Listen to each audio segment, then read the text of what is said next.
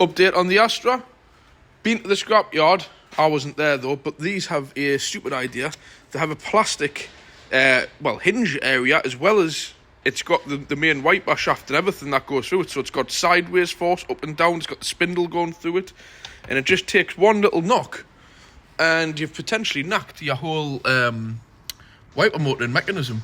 So, luckily, the piece that was broken on the piece from the scrapyard was not broken on the original piece, and vice versa. So we've managed to swap the good part of the one we got from the scrapyard to the bad part of the one we had, and made one good one out of two. So there we go. It's all fitted into place, as you can see. And in a second, we'll do a quick little test, which you need to do before you put all this back together. But my advice would be the centre wiper, your left-hand wiper of any of these Astra H's or Safira B's, is be very, very careful when you're dealing with the left-hand wiper. When you're lifting it up to change a blade or anything like that, don't put any force whatsoever on this one. Don't worry about that one, because like I've said, it's all got a full metal frame and everything, no problems. But this one, as you can see, we didn't break that. It was like that in the scrapyard. So yeah, be very, very careful, and that's not something you can generally fix either. So yeah, that's it, done. Into place. When we've swapped them over, we've put some silicone grease into the spindles just to keep them all right. And now we'll do a little test to see. What you need to check is that it returns. So if you note this position here, this is the motor here, this shiny bit. It should always return back to that position. Not up here, not over there, and not down there. It should always return to that. So we'll switch it on and just click it down once, and it should do a full revolution and then come back to where it was. There we go. No clunking, no banging. And just check, obviously, the wiper spindles are going the correct way, which it is. That's the way you want it. Then we'll put it on to intermittent. Wait, these have got rain sensing wipers, so it won't do intermittent. Medium speed. One click down. Lower speed.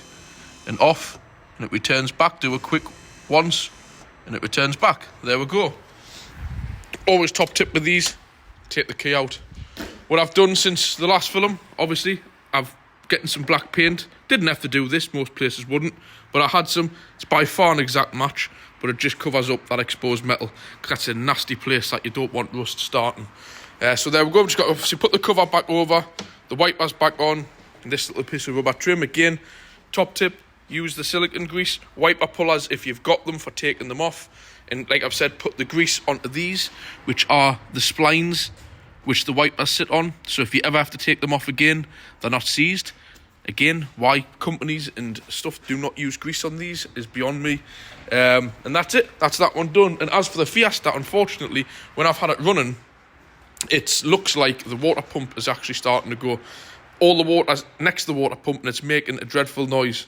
But don't worry, these water pumps are driven off the auxiliary belts. It'll be enough to get it through the MOT, and then they're going to have to go and get that sorted. But the water pump bolts sit in the timing casing, so you've got to remove all of the timing casing to get the water pump out. So naturally, it's going to need a timing belt. And anyways, these are 10-year or 100,000 miles, so it's just slightly overdue anyway. So really, that requires a new timing belt kit and water pump and auxiliary belt, which it will be going in for once the MOT is sorted.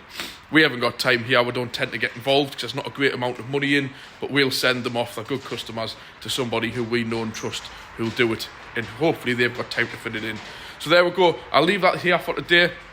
Really, it's just this to get MOT'd and the Yaris to get MOT'd, and then once that's done, happy days. I might get up in the loft tonight, do a few little jobs before my partner goes out to play bingo. Hopefully win with some big money. I wish. But anyways, I'll catch you tomorrow on Thursday's vlog. Hello and welcome to Thursday's vlog. Just a quick intro. I just want to show you what this is. You'll all know it's a Nissan Kadja, whatever you want to call it. Us up in the north, that's a bit of a nickname for somebody who always wants to borrow money, a Kadja. I just can't get away with that name, to be quite honest. Obviously, it'll be pronounced differently, Kadja or something like that. But yeah, a queer name. But I just wanted to go through and show you And obviously, this is something I hadn't actually noticed with them, is when I was looking around under here, if you've just cast your mind back to the video I've just released, I've just released it yesterday on Wednesday, which was last week's one. Have a look around this rear suspension and these rear brakes. Anybody eagle-eyed enough to recognise this from something I was working on last week?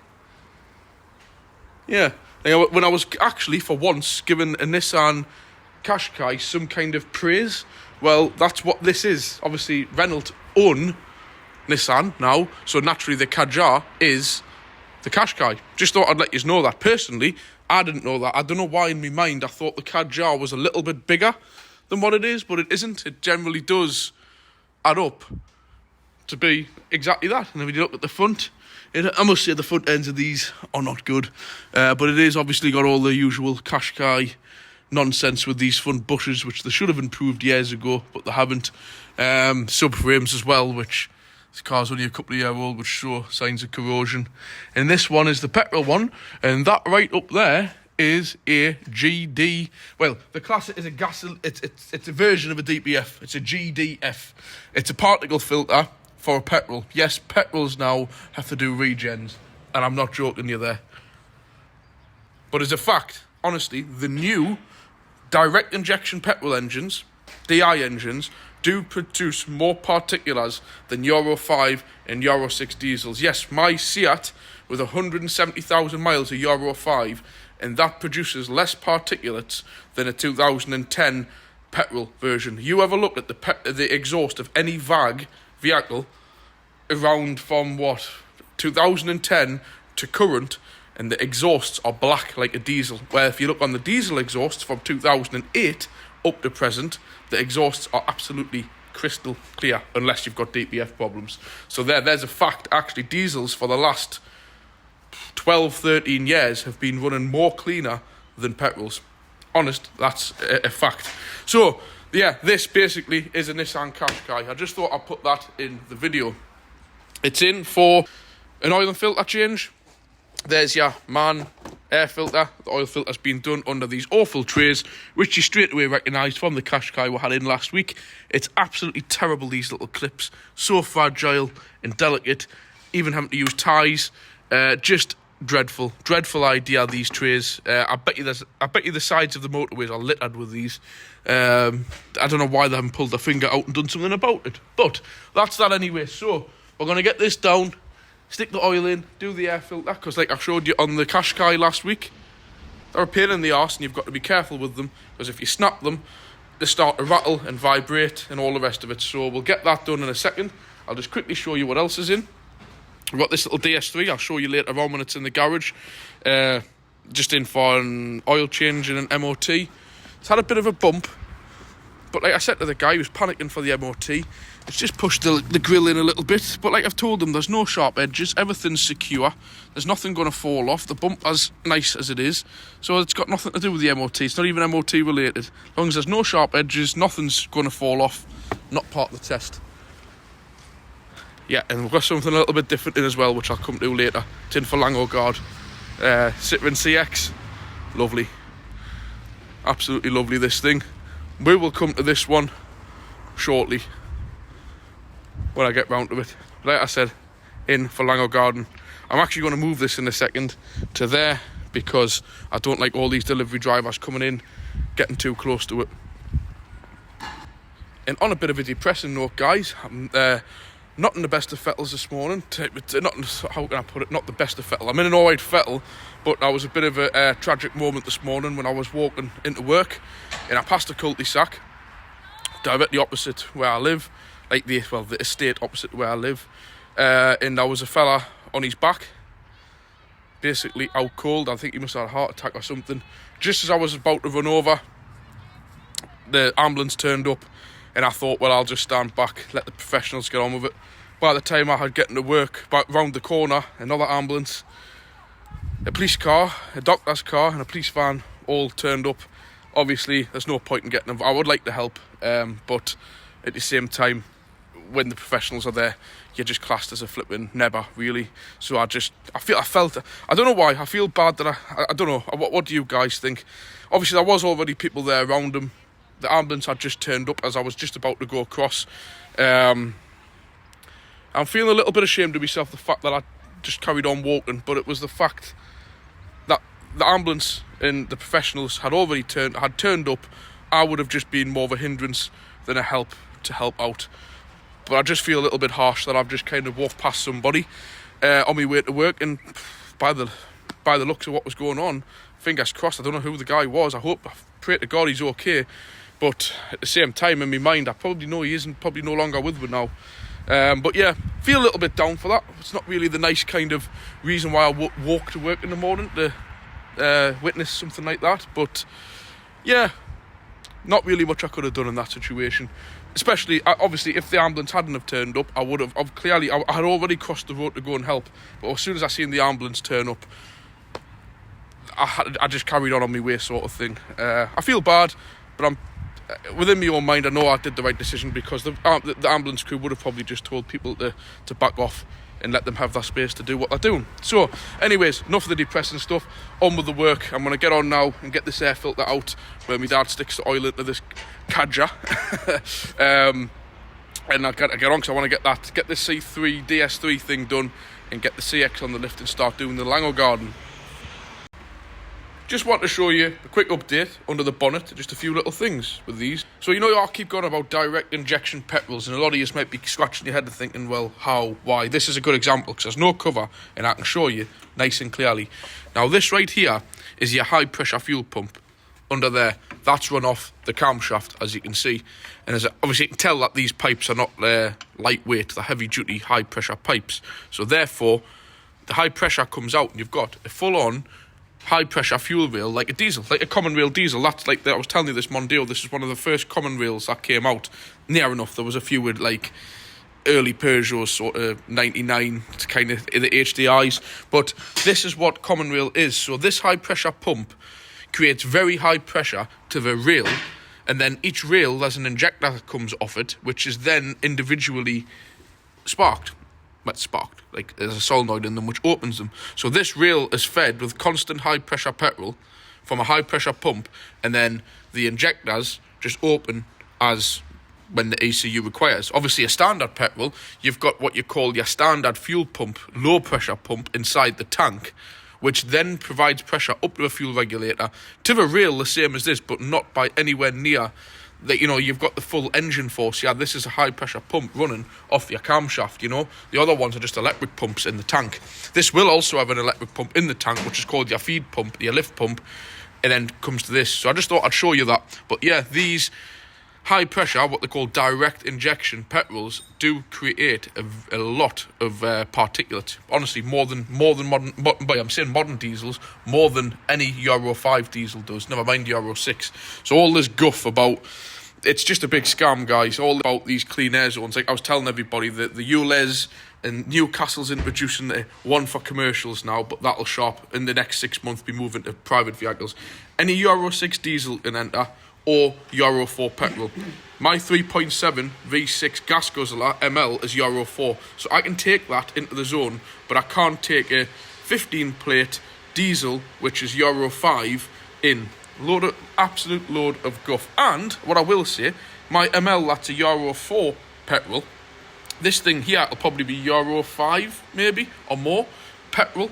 This produces more particulates, even with these stupid GDFs in and all the rest of it. These basically like a DPF, it's a GDF.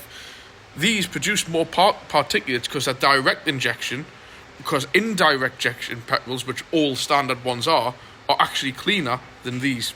It's a complete farce. It's just like going down the route 10-15 years ago with diesels. We were told they're clean, now they're not. These direct injection petrols, I begin to understand, ain't clean either. But yeah, we'll go. Government scandals as usual. But yeah, I just thought I'd show you this. A bit weird. It's the same air filter system as that Qashqai diesel we did the other day, but they haven't got the two little screws in. Probably because it's a petrol and there's not as much vibration. But as you can see, you know, you can see where the vibrate, there's that like dust. Just cheap chat, basically. Just changed the bulb on it, wasn't too bad. But what I wanted to show you is, where's that phone gone? Is the oil change on these. Pull the suit. Aye. You'll have to excuse I'm having to use a different phone here. Just what we've been checking on the oil. These are a proper RN oil, C3 Renault oil. But look at that schedule for this vehicle. 30,000 kilometres or 24 months, 2 years. That's why these just ain't going to last 2 minutes. As one of my subscribers, he's got a Renault van that's got the same schedules. Leaving oil for 2 years. Or 30,000, what's 30,000 kilometres? It's got to be 20,000 miles, isn't it? I'm not that good with the maths of it. But this old bird here, I honestly wouldn't even, if it was on the road, I wouldn't even leave this for 2 years or 20,000 miles, 30,000 kilometres. So yeah, like I keep telling you guys, when you've got a service plan, this is why I'm telling you it's a rip-off. When you've got a service plan, the dealers are going to those schedules. So you're taking your car in and you think, oh, I'm getting an oil change at a minimum. No, you're not. You're not even getting an oil change. If it's within the 2 year, you are going in and paying all that money you're paying every month, you're 20 or 30 pound a month, which turns out to be nearly 400 quid a year you're paying, and you're going in and you are getting nothing. Maybe a pollen filter. Nothing. So just remember that, and the dealership, you can turn around and bring it back and dip the oil and say, you haven't changed the oil, and they'll go, that's correct, sir. And you'll be looking at them thinking, why? They're like, well, it's only every 2 years, it was done last year. So be careful. Now, and I've already said this about the new transits and stuff, you're taking your vehicle in for a service, and they are legally doing nothing. Same as the air filters, they'll turn around and say, every 5 year, 4 year, 40,000 miles. You have a look at an air filter when it's done 40,000 miles. It is absolutely knackered. So yeah, just remember that when you're sitting back there going, oh, well, I keep the service plans, I like to deal with the dealers. Think about it. You look at the schedules. You are sometimes taking it in and paying £300 and £400 and they are doing nothing. And you'll be thinking, well, I'm not paying £300 or £400. If you've got a service plan and it's £30 a month times 30 by 12, and that will be £360. And most of them are more than 30. So you might look back and go, well, I'm only paying £30 a month. So yeah, you're paying £360. If it's more than 30, it's £500. And they are doing nothing. They're stamping your book, checking it over underneath, maybe sticking a pollen filter in and doing nothing. So just be careful on that one and check the schedule for your own vehicle and you'll see they are doing jack shit on your car and they're charging you all that money. I wouldn't dream of doing that to somebody. But they get away with it time and time and time again. So anyways, we're going to get on with this little DS3, check it over, and we'll get the CX in, and I'll start doing the Lanoguard. Right guys, I just thought I'd show you how to reset the service light on this Renault Kadjar, as if they want to call it that. We'll go down, you just use the controls on the steering wheel, and you go down, obviously tyre for learning in progress, it needs to be driven, service required, you can see the spanner light up there, and you go down, hold on, I'll just switch the ignition on without it running. Otherwise, it sometimes does not release. The part that doesn't let you do it because you know it's basically saying you're driving the car. Their service intervals. Press OK. So you don't actually go to, you'd think, where it says their service required. If you press OK, nothing happens. So what you've got to do is go on to where it says service intervals. There. Press OK. Then press it again, hold it. Just give it a bit. You've just got to bear with it a second just to get into it there. So oil change, as you know, last year it had an oil change, so this year technically it doesn't need one. So it's saying it's still got basically 7,000 miles in 12 months. The oil that come out of this car was as black as this steering wheel. So utter rubbish. So what we're going to do to reset that is this button is up and down, but you actually hold it in, and if you watch, it'll start to flash. Actually, that's my imagination. It was a car that yesterday. It's actually the OK button. So hold the OK in. Keep it held in. And it'll start to change to 24 months now. There you go. 24. Keep it held in. There. And that's that. Oil change there. 18,000 miles. Or 24 months. Disgusting. As if you would ever let it go that long. Then down now to the service, it's saying 0 months. Because that's obviously every 12 months. I don't really know what kind of a service they expect you to do if you're not even changing the oil. So yeah, you are actually retailing out the customer. Your car has been serviced, sir, but we've done nothing. Like I said, it might on that equivalent need an oil, an air filter, a pollen filter, whatever. But in my opinion, a basic service is always an oil change plus other things. If you don't do an oil change, it's not a service, it's a check. It's a safety check. So anyways, now we'll get rid of this spanner, where we'll go back into the service intervals, keep the OK held in, because now we'll get rid of the spanner light that's on. So down there, service, hold the OK in, give it like 10 seconds. There we go, it's starting to flash. 12 month, 18,000 miles, and as you've just seen, the spanner light has gone. So now, when we go through, we'll turn the ignition off. I'm going to have to start it because it's a Renault, but start it up. And there we go, we've got no more spanner light, no more flashing up, it needs a service. Service required. Put that back to where the customer had it. In fact, I'll leave it on there for the mileage. So now when you turn it off, nothing. Ignition on, spanner comes on as a test,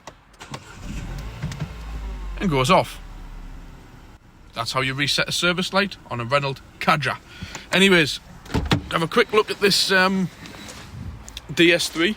The only fault I've found with it is the front amber bulbs are flashing white because they're like a painted amber bulb. So we'll be doing them. Quick look underneath. Looks alright. Springs look okay.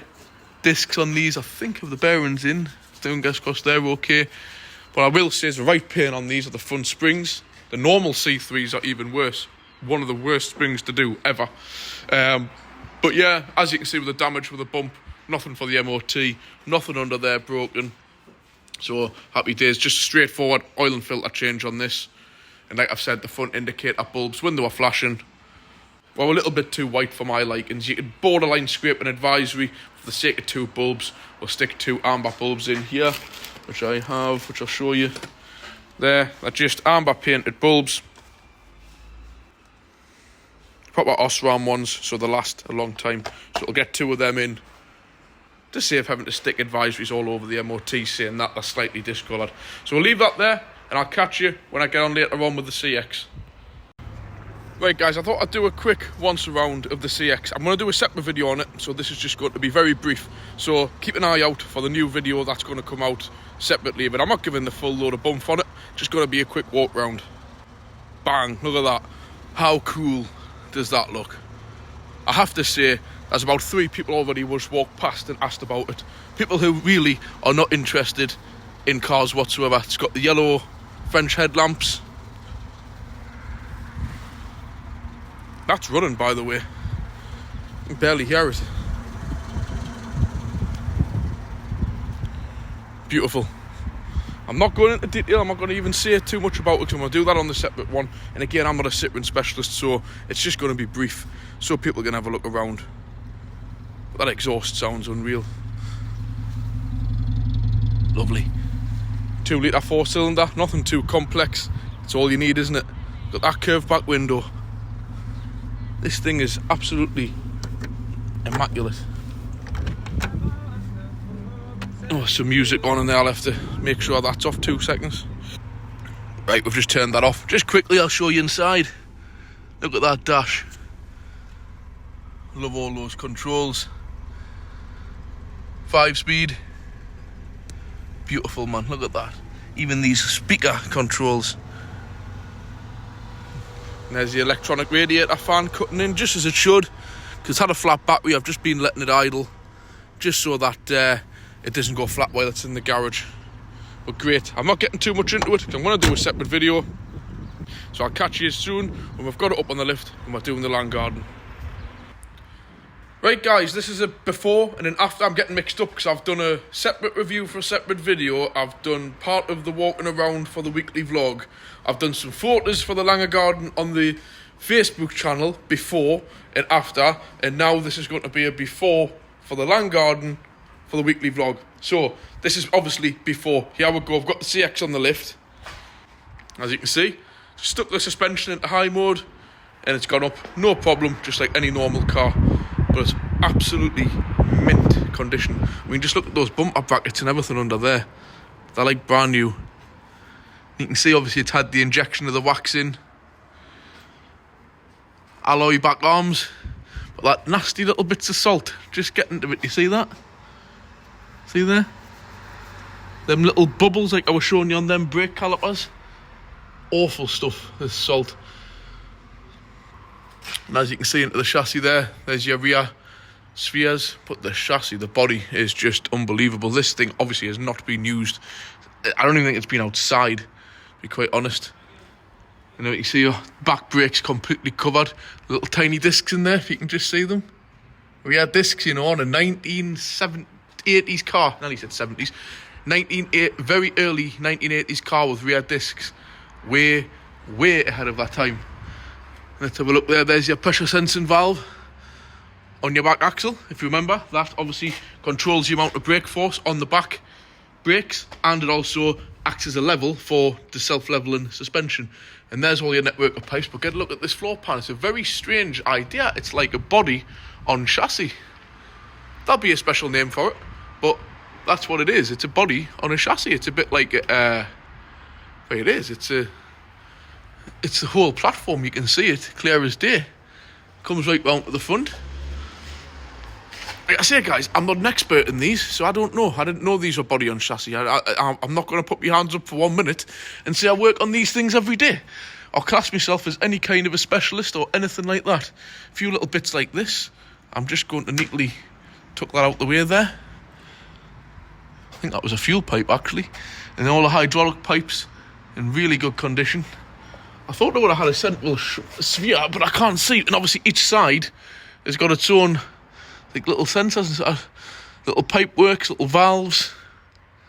There'll be nothing wrong like the idea of sensors. There'll all just be valves on this.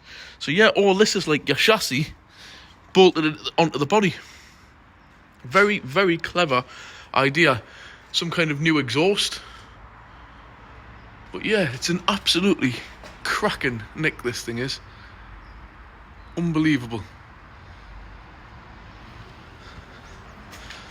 So we'll get all this nicely Lanoguarded.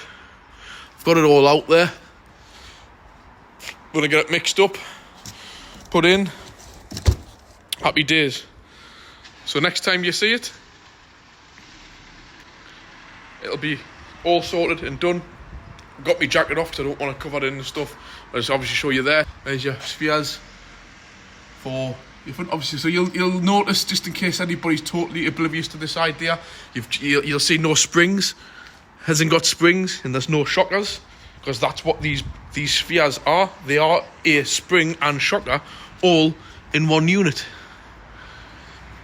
I'm sure they use hydrogen gas at the very top of it, and then the rest of it's filled with the LHM fluid, and basically the gas at the top is what acts as the spring.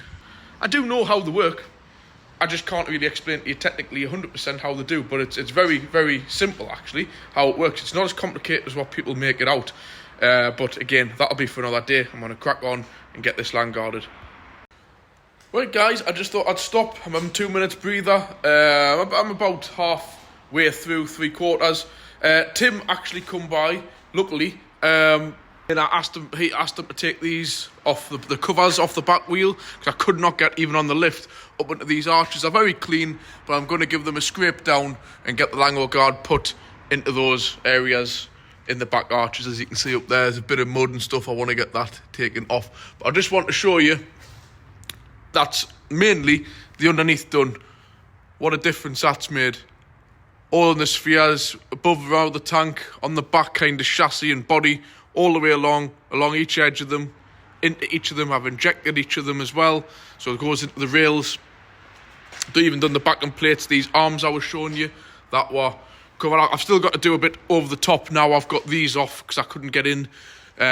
With these, I've discussed with Tim, I'm not putting it on them in case it reacts, but what I have done is just gone underneath with regular wax oil and coated along the bottom of them, which is better than nothing. But I've done all around the front, all the subframes.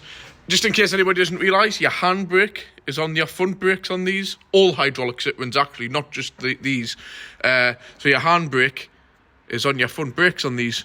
I am going to go around these, obviously, by hand. And these plates, you can't spray that into brakes like that. But there's your cooler for your brakes. Vented discs as well. and that's your deflection plate. I'm not going to put any on this surface, as naturally if water's hitting it, it'll transfer it onto the brakes. Clearly we don't want that, but it'll not do any harm to do the back surface of it with wax oil, not the spray, the Lanoguard, because it just goes it goes everywhere basically. We're going to sort something out with this. Obviously it's not going to do no harm, but it is hanging there a bit sort of you know, not in the best way. I've done all round here. I've injected into everywhere. As you can see, it's dropping out and whatnot. But yeah, just thought I would show you how far we are. I'm going to crack on now, get finished off, and get these last few bits done around the edges. And here's the delivery coming now. So I'll catch you when it's done, and I want to show you one other neat little trick that it does. Well guys, we'll end Thursday's vlog here, and I personally think that looks like a lovely photograph right there. So that's the CX done, all wax oiled, and of course I've done a little bit extra for Tim. I've put on the these valances back on at the back here for him, and give his exhaust a bit of a polish, because why not? But yeah, that's it done. Lanoguarded, fully underneath to the bits that I can. There's some bits that, you can see it all in here, with where the light's just hitting it in there. Lovely. That's not the dark stuff I put on, by the way. So yeah, there we go. One last trick I wanted to show you on this, which Tim requested us to show, is when you turn the steering fully, if you bear with us with one hand, it's self-correction. So I'll let go of that steering wheel now. Dead to the centre. I'll do it just a little bit, just like a half turn.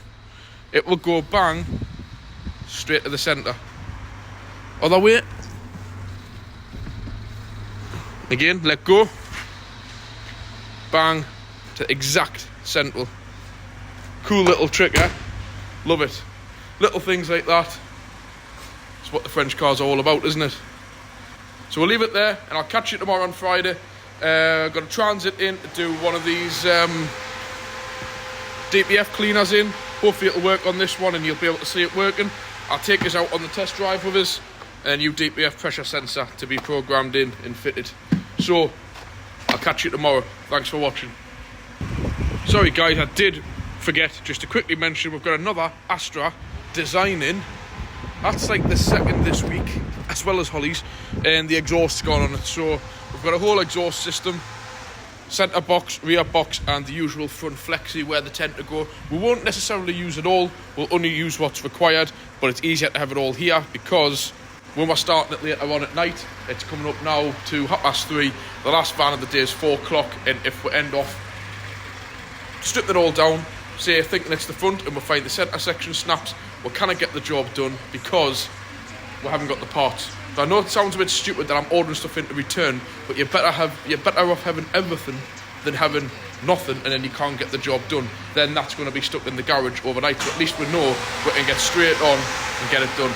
So I just thought I'd mention that. Not really much to show. If it's still on the lift by tomorrow, I'll show you. It's just an exhaust and an Astra, but just showing you what's in case anybody asks why that car's there. Catch you tomorrow on Friday.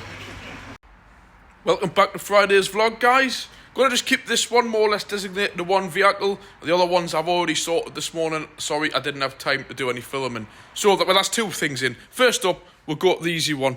Got the Altia in. Mondeo is pending collection on a paid deposit tomorrow on Saturday. I mean, it's just a deposit. The guy might not want it. So this has been stood. Obviously, I used the Mondeo all this week, the weekend, and last week. So therefore, this is stood for 2 weeks. So I brought it down to the garage because I wanted to top up the levels, check the tyre pressures, put the battery on charge overnight. It was fine, it started, but since it's been stood for nearly 2 weeks with the alarm going, I like to give it a bit of a boost. And something else, as you all know, I've had this remapped. It's running well over 200 brake horsepower. These Marshall tyres, nothing wrong with them. They're actually pretty much new. In fact, I put these on new in January last year, so they've only been on the car for a year. But with the increase of power, they're not quite up to it. So I've been on the hunt for some tyres. They're not that expensive. The ones on the back are not the best of brands, but I've been told that these Matadors are made in the Michelin factory and everything, and they've got an outside and an inside, and they're bi-directional, and they're really good tyres for the back end of a car for this. But unfortunately, these ones can't seem to handle the extra power that well. Not that I drive like an idiot, but it does slip from time to time. So I've been hunting on Facebook Marketplace, and I found these, which I got them at an absolute bargain price. Brand spanking new, never used. Hancooks. And as you know now, Hancooks are branded tyres now. They're like, you know, like your top end stuff, like that along the lines of Michelin, Goodyear, and they're exactly the right size. But they're Ventus Prime 3 premium brand tyres, A graded for in the wet, C graded for noise and fuel economy. So they're a good tyre, nice. You can even feel they're a lot more grippier. And these tyres retail, I think, somewhere, and they've got all these different, all sorts of different technology this year. I mean, honestly, you might be looking at this and going, oh, they're Michelin Pilot Sport 4, blah, blah, blah. Yeah, they're like £150 plus a tyre. These are still branded the same as any Michelin, same as any Goodyear or Firestone. They're fitted to a lot of new cars now, all of the Kias, Hyundai, all that. And I got these for the pair for £80. Brand spanking new, never used, only about a year old, being sat in the dark, obviously. So what I'm going to do is, this is part of the plan. Once I've shown you what's going on with this, I'm going to whip the front wheels off this and put them in the back of this van, because this van's got to go on a test drive, which I'll get into in a minute. So as soon as this is done, I'm going to whip these front wheels off, stick them in the back of the van with those tyres, drop them at Stakeford Tyres, pick them up when I've done finished doing the test drive, and they're ready to go. But you'll be saying, well, Dan, what a waste of money, these brand new tyres on there, which I did actually spend about a good 70 odd pound a tyre for these last year. But Dan's not stupid, you see. Holly's car has got exactly the same tyres on, and her front tyres, if you remember when I had that in the other week to MOT it, I told her, I says, front tyres getting near, they're going to be your next thing to do on the car. It's just hard up at the minute because we've just spent a lot of money on the house and all the rest of it. And I said to her, I goes, hold on. I says, I'll buy these and you can have them. So when I've got a service kit, actually, I think that's my mate Sam's on there. That's for her car there. When it's in a couple of weeks, when I get time doing the service, I'm going to run it up to Stakeford Tyres and they'll swap them over for us. So she's going to get two practically brand new tyres, more than adequate for what she needs on the Astra. So we're killing two birds with one stone. I'm getting some more premium grippy tyres for the Altea. She's getting some practically brand new tyres for her car. Happy days. And it's not cost her nothing, and I'm getting them at a bargain price. So anyways, enough of that. That's going to come in a minute. Transit. DPF problems, the usual. We've got the codes I've got written down here. The usual P2463, P246C for Charlie. That's your average signs of a DPF pressure sensor starting to go. First things you do is check the lines aren't split, which I've done, which I'll show you. Second up is you change the DPF pressure sensor. So, is it right here? They're quite expensive for these, they're nearly 100 quid. It's the original Ford one. It's done its time. It's done over 10 years. And it's past its best, and it's very, very common to fail. So it's got the new DPF pressure sensor on down here, but being a rusty old Transit as these are, the mounting bracket, the bolt that goes through snapped, common with these, so it's tied through onto the chassis. It's nice and secure. Just trying to show you as best as I can there. As you can see, there's a lot of corrosion down there to start with, but that's your new pressure sensor there, plugged in. And I will just tell you, those clips underneath are an absolute nightmare. They are one-use clips. Now, they put them on there and you can't get down underneath because there's another clip that secures it to the sensor. Them bottom clips secure to those metal pipes, what you can see run down to the DPF, and the top ones secure to the sensor. And they are an absolute nightmare to get off. Nightmare. I don't even know where they are. So you've got to kind of cut them off. We've got all the special tools to get them off, and they're no good. And no good for the job. So what we'll do is now, I've changed the sensor over, but remember the van doesn't know that's been changed. So what we're going to do is, we're going to switch, now it's plugged back in, as you can see. We're going to switch it on, get the scanner, which of course I can't reach. So we're going to do it the other way around, because I'll get it off the lift for the next piece. So, before we start and take it out for test drive, we need to go into the van's ECU and tell it there is a new pressure sensor on the DPF. Otherwise, it will not know it's got a new one. Because what the problem is this sensor is not allowing the van to do the right amount of regens when it should, because it's not detecting the right amount of pressure to make it do it. So, because of that, the van will be going into a limp mode, which it does, because it thinks the DPF's full, which it technically is, but isn't. It's hard to explain. It is filled with soot, but not massively filled with soot to the extent the sensor thinks. So, phase 2 of this job, I'll come back to you any second. So now the van's up on the lift, we'll show you. So here's your DPF on this one, lovely and easy to get to. You've got your temperature sensor, you've got that, goes to up to that DPF pressure sensor, what we've just seen, that's the one after the DPF. And this is the one before, well, which goes directly into it, which you can see. I've got a can already in, spraying the cleaner in. That's the other pipe. So that sensor up there, those 2 pipes go up to that sensor we've just changed. And basically what that sensor does is detects the pressure from port 1 to port 2. If it's blocked, there'll be a high pressure going up to the sensor, which will tell it needs a regen. If there's low pressure, it won't do a regen because it knows it doesn't need it. So what we're doing is, obviously, like I've mentioned, with it not running right for quite some time, we're putting this cleaner, which you've seen before, which is DPF 100. It's absolutely cracking stuff. And you just spray it in, give it a shake. It goes in like a foam. I've already been doing this on and off in between jobs. So that's now going straight into the DPF, directly to source, even better than doing it from there at the top of the pipes. It's going straight into there. Sometimes you can even hear it fizzing. It's going into there, cleaning it all up. So we're going to discharge that can into it. I'm going to put the pipe, obviously you've seen I've took the pipe off, put the pipe back on, bring it down, get it off the lift, reset the sensor, by the ECU, tell it it's got a new sensor, and take it out for a test drive. But like I said, I'm going to drop the tyres off when I'm on the test drive. So I'll come back to you when it's off the lift, the stuff's gone in, and we've got it idling, and the sensor's been reprogrammed. Right, that's all of the cleaner gone in, and the pipe back on, empty can. So that's done. So what we've got, these are really annoying, these vans, because the lights stay on all the time. I have no idea why. The switch is on off, but continue to be on. So anyways, we've got the control unit plugged in, ignition on. So obviously I can stand, this is Bluetooth, so we're into it there now, the system. So what we want to be doing is where is it?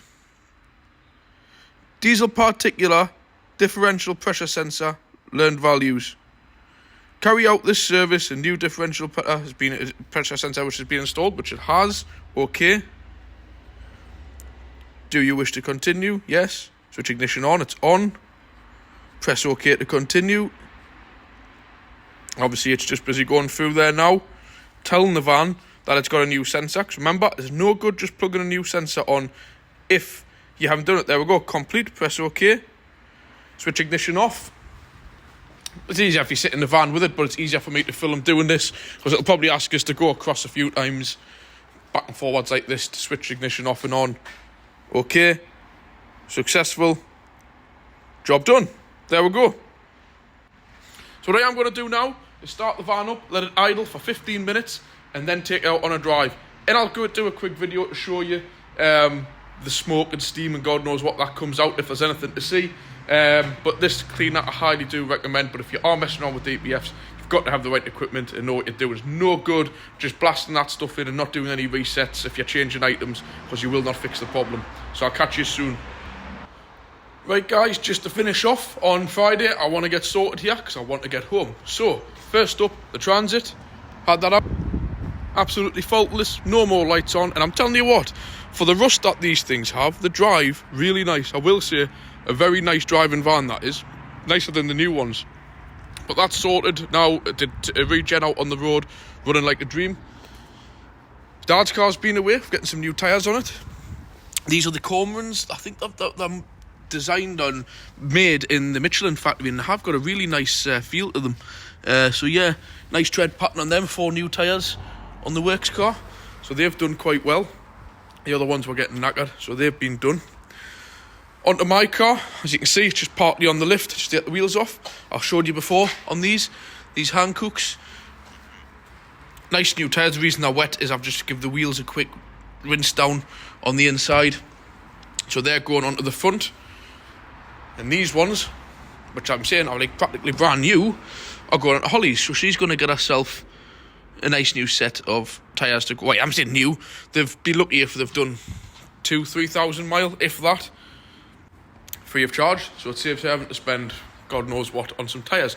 So that's it really, guys. I'm going to leave it there. I'm going to crack on, get these wheels onto mine. get the dogs into the back of the car, and get myself away home. And well, just to have 5 minutes, because it's been a non-stop week. So I hope you've all enjoyed watching. Please leave a comment if there's anything you'd like to say. Hit the like button if you've enjoyed watching it. If you haven't already done so, hit the subscribe, and I'll catch you on next week's vlog.